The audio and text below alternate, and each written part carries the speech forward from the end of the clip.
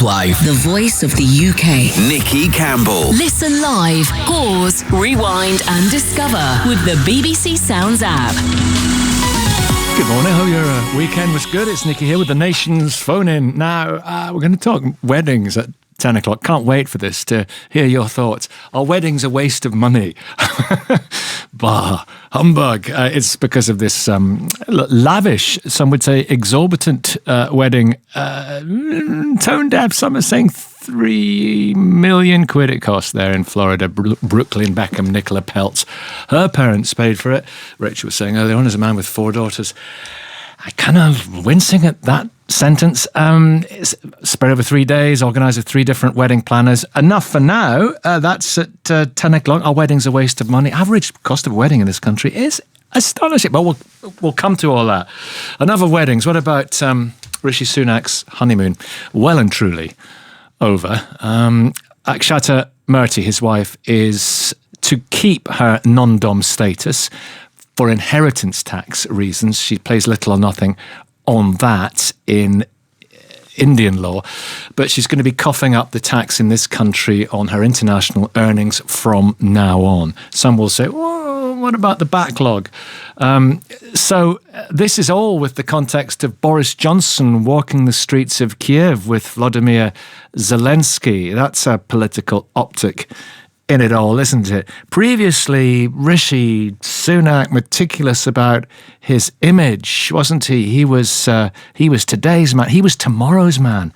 Question this morning, is he yesterday's man? I'm sure you've seen on Instagram those pin-prick sharp depth of field staged photos, very glossy. Well, the gloss is off. It's dishy rishy to fishy dishy. I can't resist for lovers of vintage TV. You shall have a dishy fishy rishy when the boat comes in. Is that boat holding the water? 08085 909 693 85058. Is Rishi Sunak yesterday's man?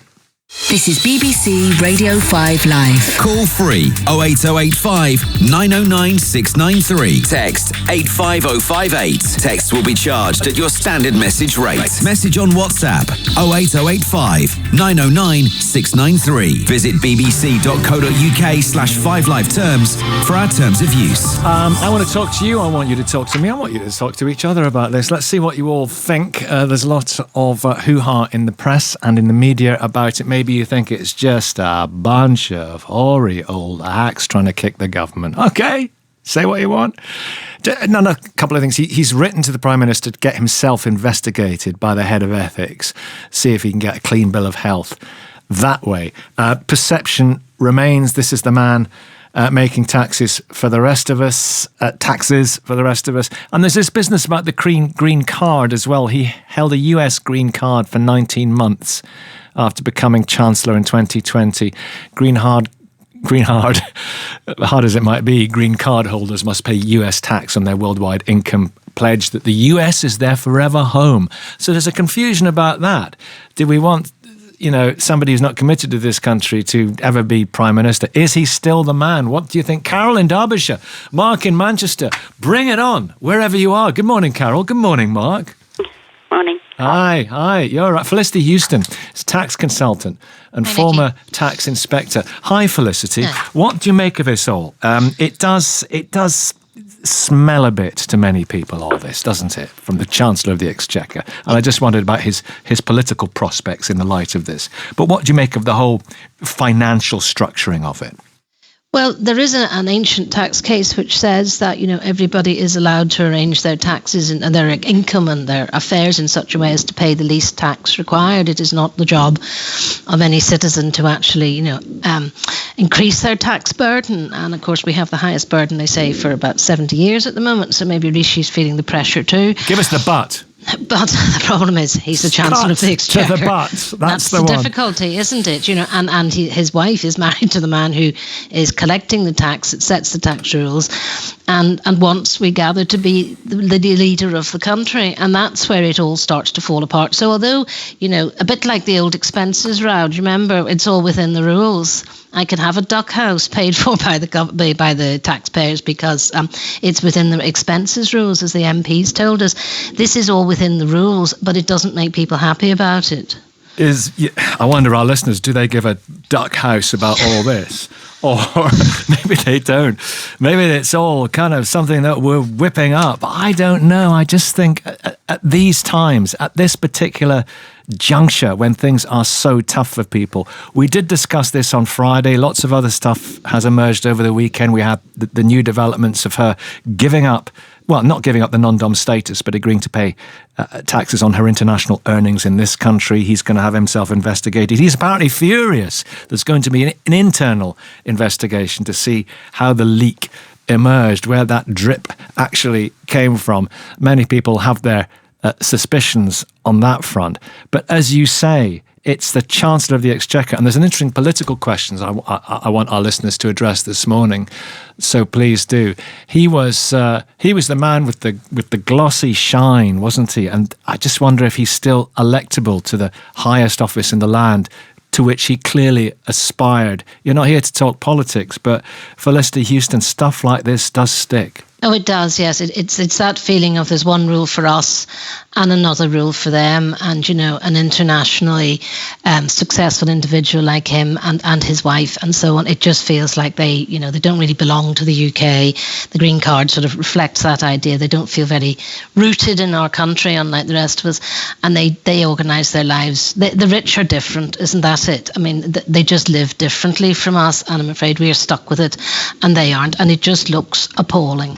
We're reading, well, some of us don't give a hoot, but we're reading with great interest about and actually jaw-dropping interest perhaps, at the lavish Beckham wedding, and the money spent on that, the properties, all that stuff.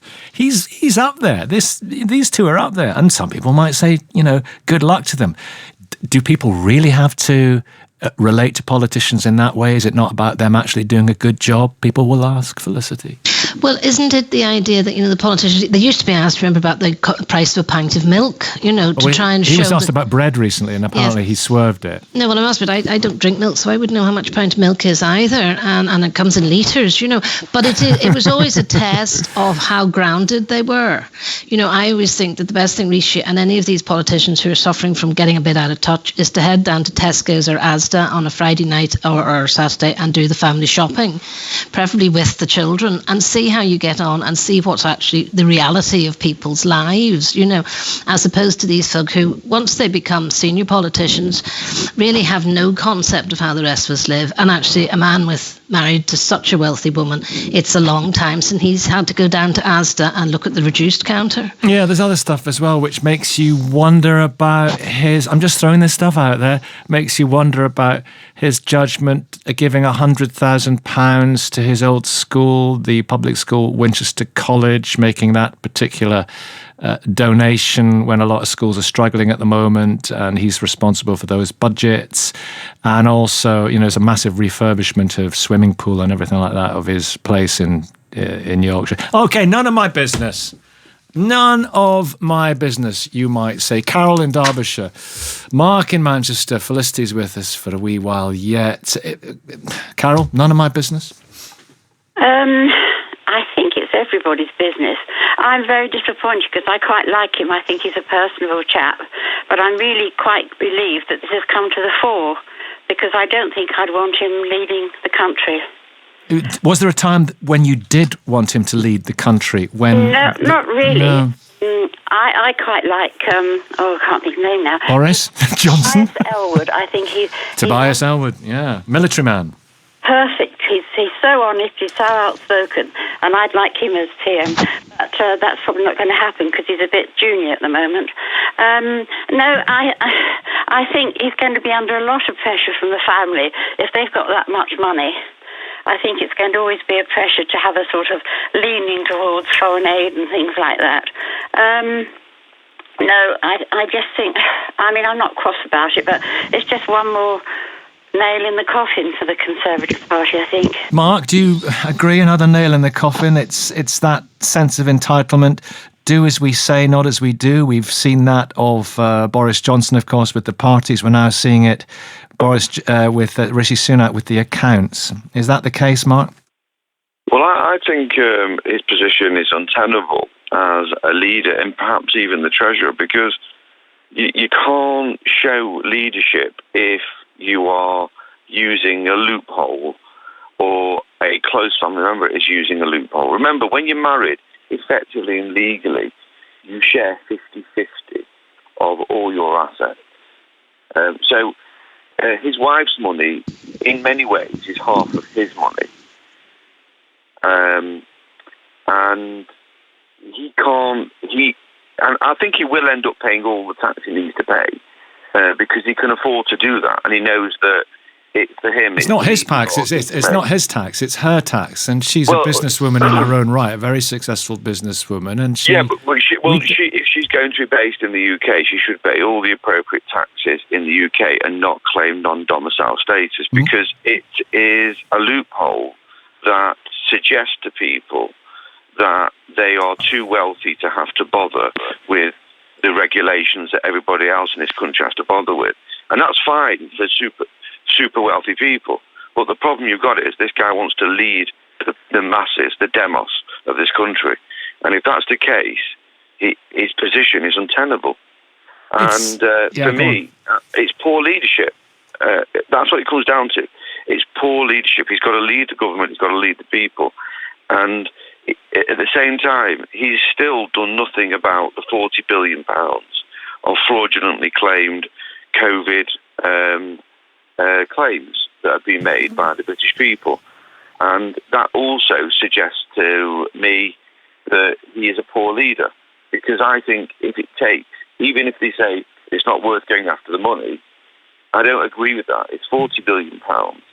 And by letting people off, it suggests that you don't have to pay tax and you can find workarounds to your advantage. And he is the Chancellor of the Exchequer. Peter, come in here. We've got our political correspondent as well. Some interesting points made by Mark there. Peter in Sheffield, good morning to you. Hello there, Nicky. Do you remember that time when he gave that press conference with the Union Jack behind him and stared into the camera and looked at us all, and we were all rather flummoxed and flabbergasted at the time. We didn't know what was going on. The pandemic was just hitting. We'd never known anything like this before. And we were thinking, what the hell? People with businesses, people thinking about their kids' futures were thinking, I nearly used a bad word there. What's going on here? He looked at us and he reassured us, and we thought, people of all political beliefs thought, yeah, good for you. He's going to stand by us. This is a time of a national effort. And his popularity rocketed. He's the most popular politician in this country by a country mile. It's plummeted now, Peter. Yeah. Well, it did only give 80%, didn't he? It wasn't 100%, but that's another thing. I don't think this is actually about tax. I think it's about the people in the privileged positions setting rules for all of us, apart from themselves. And it comes back. It's not dissimilar to Partygate, therefore, because let's face it, Nicky, most people in this country would avoid tax if they could. You've only to ask a builder to pay. If you can pay by cash, and they'll do it. And also, there are governments deliberately encourage tax avoidance because they set tax rules that encourage investment so that people don't have to pay tax. So there's all kinds of legitimate rules that business people use. And so I don't think, actually, the issue is about tax. I think it's about privilege and those people in power using their position to set rules for us, but not doing it themselves. I tell you what, that's an interesting... Felicity, do you think, as much as this, it is about people all of a sudden realising just how wealthy they are, and it's the juxtaposition with what is going on at the moment? Do you think that's feeding into this a lot? Well, I think it is. I mean, it was only relatively recently the real scale of Mrs. Sunak's wealth, sort of, I think, came to the public consciousness. I mean, I remember when I heard the name of her father's business, Infosys, I think is how you said, I thought that is an enormous business. That is, everybody would see that on computer equipment and, stuff like that. He really is, and he's one of the wealthiest men in India. So Rishi married very well. He married a very, very wealthy woman. And I mean, I think it is that. I mean, this is riches that none of us can really imagine. We may know people who pay a lot of 40% tax, and they're obviously quite well off and comfortable. But this is in a league where really normal expenses and so on, I don't think really have much of an impact on them. And I think that has been a surprise for people to realize just how extraordinarily wealthy they are. And just looking at this particular company that you're talking about, she owns £700 million in shares in Infosys, founded by her father, as you say. And she received 11.6 million in dividends income last year. A point is made by, I think it was Mark, that in most marriages it's a kind of 50-50 situation. I don't think it's some marriages, of course it's not. People have their own financial, sphere of, you know what I mean. I was going to say their own financial independence, but that was entirely the wrong word. But I think people know what I'm trying to say there. And in that particular situation, yeah, they're wealthy, but you know what? If he can do a good job, he can do a good job, Peter, and it should be irrelevant. Yes, but I really don't think that argument holds water about doing a good job, because if you can't trust people in small things, I mean, this was the whole argument with Boris and Partygate, we're getting on with the job. Rubbish. If you can't be trusted to make decisions about parties, how on earth can you make decisions about war and Putin? It beggars belief that we would say, he's doing a good job. You can't trust the man. And so how on earth have we got him in a position where he's making these big, massive decisions? And so it's not about getting on with the job. Just, we can't be electing technocrats who just do jobs. We need people with particular characters and who can, when the chips are really down, those are the kind of leaders we want making decisions when it's really tough, and they can make judgments. Aurora is in Langley. What do you make of what you heard from Peter? Well, good morning, Nicky. Hi I think there. it's absolutely outrageous, to be honest. I mean, what are we actually saying that Rishi has done wrong?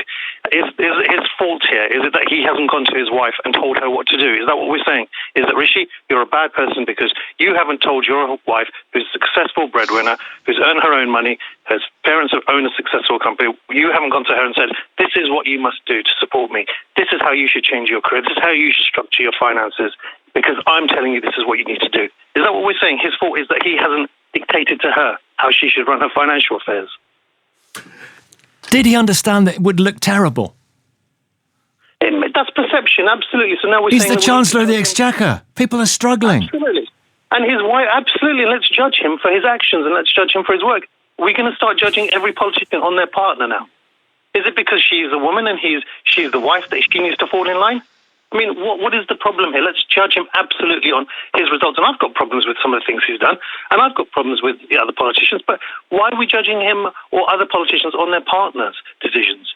Their partners are individuals. We try and preach to our children that you're an individual. When you get married, you're still an individual. Don't give up your individualism. Your career is important. Yet we're now saying, Rishi, you're wrong because you haven't told your wife what to do. Well, that's why I didn't want to say financial independence, because it was almost a kind of misogynistic term. It's like old-fashioned, and you got your financial independence, but they have separate financial spheres from each other, clearly, because she's such a successful businesswoman. She's got so much, and she can make her own decisions. I hear what you're saying. But listen, he must have, wait a minute. Let me just address this as well on behalf of many people who are looking at the text who would want me to do so with you. I mean, and I'm sure Peter would want to come in a second.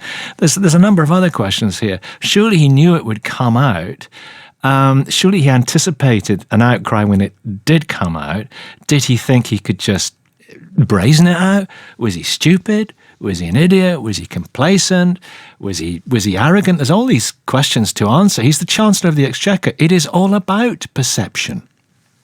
Oh, it is, but it doesn't make that right. Just because we judge things on perception perception doesn't mean make it right, Nicky. At the end of the day, he should. My advice to him would be, Nick, Rishi, stand up for yourself and stand up for your wife and say that's her affairs. Don't keep trying to bend to everybody's whim just to be popular. And that's what I think the mistake he's making here. He should be standing up for his wife and saying, this is her business. If she was a UK-born citizen who was doing this to try and get out of tax or reduce her tax load, that's different. But she's come from abroad. She's lived the majority of her life abroad. These are Indian businesses which she's trying to reduce the tax on. I mean, can you imagine if we had a famous businesswoman in this country who then happened to marry somebody abroad? I mean, what if Harry, was still taking money from the UK and was asked to pay tax on the UK? Not the Chancellor of the Exchequer. He's not an elected politician. He doesn't live or die on his probity. And he has probity, clearly. I'm not suggesting he doesn't, but it's all about how it looks for a man who is... He has the purse strings, and the recent financial statement was a blow to his credibility because a lot of people thought... Absolutely, it's all about perception, but then maybe we need to challenge our perception and our way of thinking, that why are we judging a man on the basis of what he hasn't told his wife to do?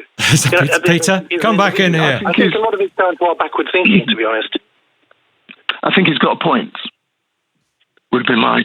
This is Peter in Sheffield again. I think he's got a point. There's a lot of humbug talked about tax, which is one reason why I'm saying, it's not, I don't think the issue is about tax. And we can all be, we all have the gift of self-righteousness, For sure. I think it's much more the symbolism is what this is about.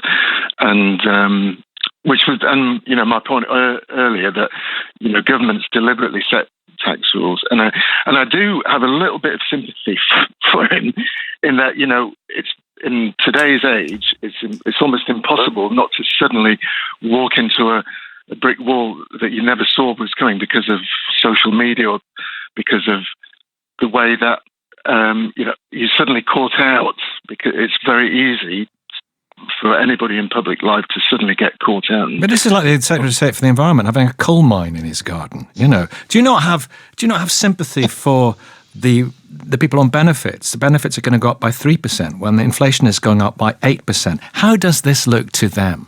Well, and clearly. No, absolutely. I'm just trying to.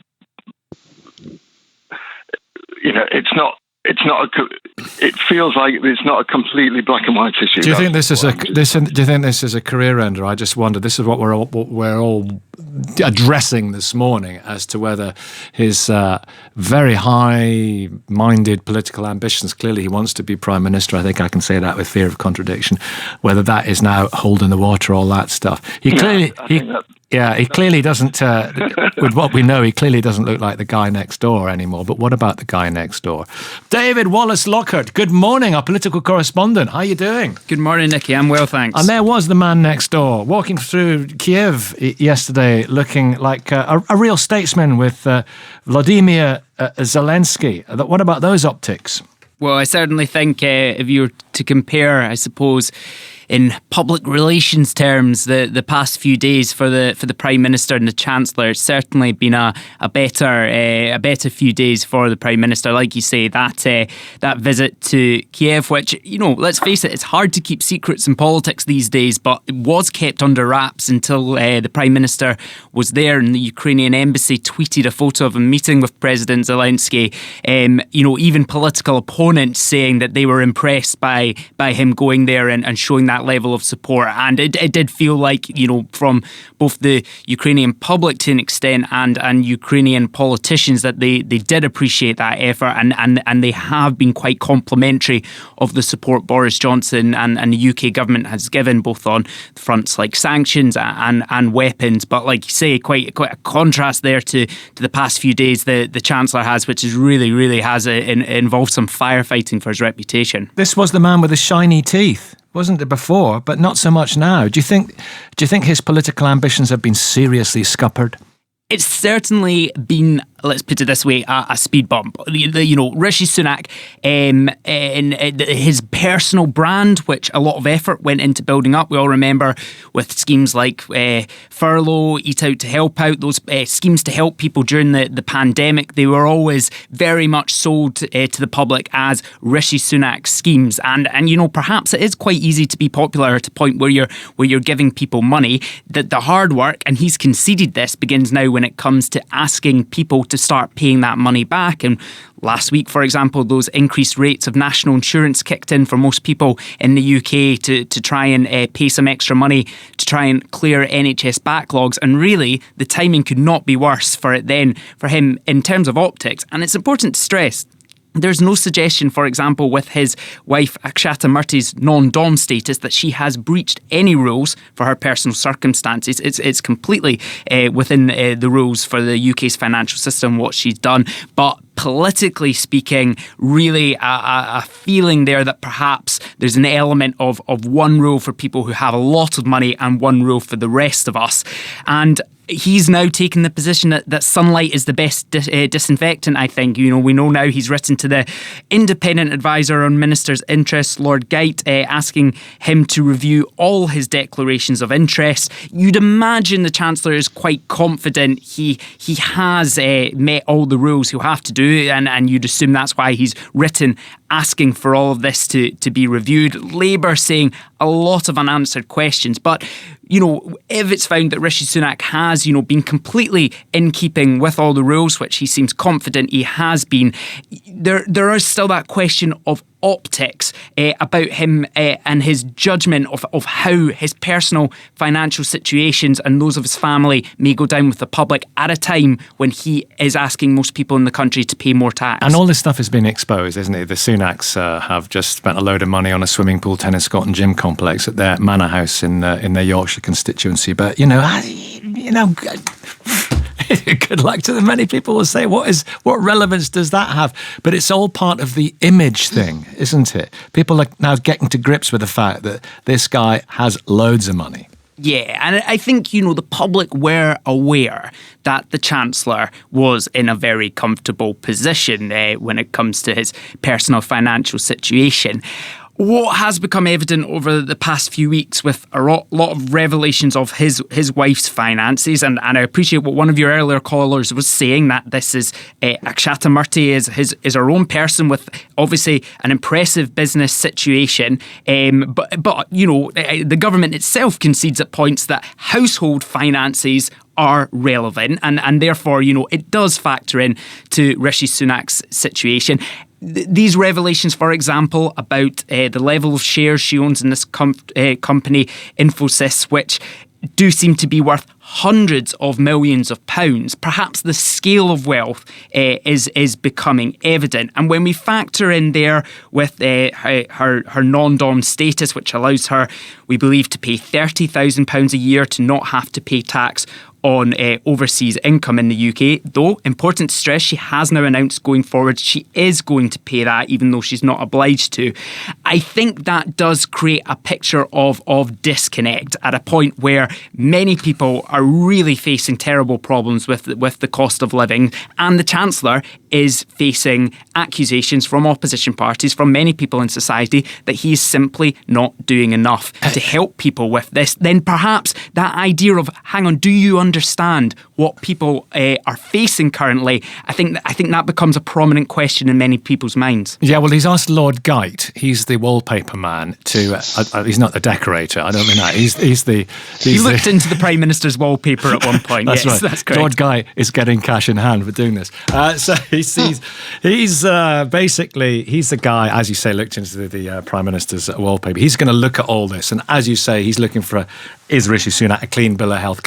We've got Gavin in North Devon. Hi, Gavin. How you doing? Hi, Nicky. I just want to do another gap. Wait a minute. Hold fire just a second. It's just I'm sorry. Obviously, I've had far too much coffee. I just want to do this text here. This is from you, Gavin, in North Devon, is it? Do you want to read it? No, I'll do another one instead. You don't have to come on at all. I'll perform it. This morning, Nicky, you're going to be Gavin in North Devon. No, this one. I'll do this one. Gosh, who benefits? David, you might want to comment on this as well, if you're still there. Gosh, who benefits from all this negative Sunak news? I wonder. Negative briefings about Javid will be next. I'm sure there are skeletons in Truss's cupboard. And then, oh yes, potential Tory leadership candidates are toast. And guess who's left standing? Cynical, moi, with this lot. Who wouldn't be? Sheila in Newcastle upon Tyne, I hope I did your text justice. Gavin, on you go. Well, I'm sort of a little bit with Sheila there, and funny enough, I am a decorator. I do hang wallpaper, but I don't sell it. When I said cash in hand, I wasn't impugning decorators. I just want you to know. It's all backs. It's all backs, Nicky, nowadays. No cash. Yeah. I mean, the original, you've seen the original text was, I think there's a lot of jealousy going on. You did catch my attention when you said Rishi's wife is a businesswoman. I just assumed that she was lucky enough to have a father who started a business and she inherited a load of shares, which is great. I mean, good luck to her. I'm certainly not jealous of anyone with money. But also, as I said in the text, she hasn't done anything illegal. So I can't really see what the problem is, but I understand the whole political connection. I think the biggest issue is probably Rishi's lack of political nous in not spotting this, this sort of scenario coming out. And then it goes on to your previous text who says, well, how did it get out? There's an investigation going on to how the information got out. But, do you shoot the messenger? I can see sort of all points of view. I'm sort of sitting on the fence, I'm certainly not jealous of their money, and she hasn't done anything illegal. Can you see him being Prime Minister now? I think he's... yes and no, I can. Personally, I can, but he's blown it. I think the whole... It's not going to happen now. He's blown it. This is the image. It's just... I just can't see it happening. That is interesting, David, isn't it? Our political correspondent, David Wallace-Lockhart. That is interesting, what Gavin says. Can't see it happening now. And if he were to stand, it would be terribly difficult with him. All this stuff might stick. Can I just come in? Who's that? It's Aurora again. Aurora, you're very welcome. Yeah, so this is where I get slightly frustrated with Nicky, because we keep talking about perception and how does it look. Frustrated with who? Other things. But the problem is that I think we're getting distracted from some really serious issues that the country is facing. Huge levels of inflation, risks of stagflation, risks of, if we keep raising interest rates to fight inflation, we could go into recession. I mean, economically, we're in a really precarious time. And we need to be judging Rishi on how he deals with these serious issues. I mean, we're talking about how people are suffering right now. Well, we're judging him as to whether he isn't in touch with people and understands these really serious issues. This is at the very heart of it. But we're going to be in a way worse situation if we don't focus on the challenges the country really does face instead of perception issues about what his wife is doing. I mean, honestly, I look at the economics and what I do in my job. My goodness. We are at really precarious times, and people are going to struggle a lot worse if we don't focus on the real issues. Well, listen, what his wife is doing. We've had some great calls, and I'm just looked at the clock. I'm horrendously late. I can't come to you, David, but I was going to ask you about how Next Door are feeling about it, and number 10, and I think you kind of answered that question anyway. So listen, thank you all very much indeed. Rishi Sunak, is he yesterday's man? It's 9:36. Listen on BBC Sounds. This is BBC Radio 5 Live. With the 5 Live News, I'm Nick Hatfield. Emmanuel Macron will face the far-right leader Marine Le Pen in the final round of voting to decide who'll be the next French president.